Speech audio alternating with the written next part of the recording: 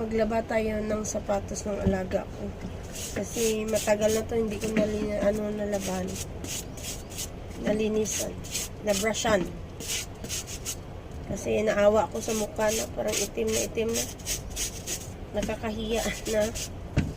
Yung suot ng alaga ko madumi.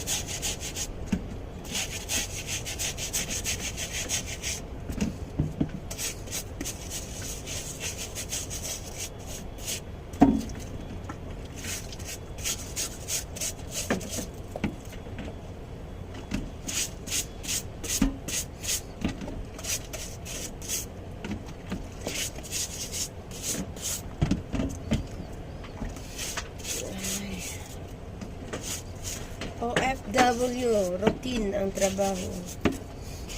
Kahit ano lang magawa natin kasi nasahuran tayo ng amo. Dapat na satisfied man sila pag uwi nila sa bahay na malinis yung yung mga gamit ng mga anak niya.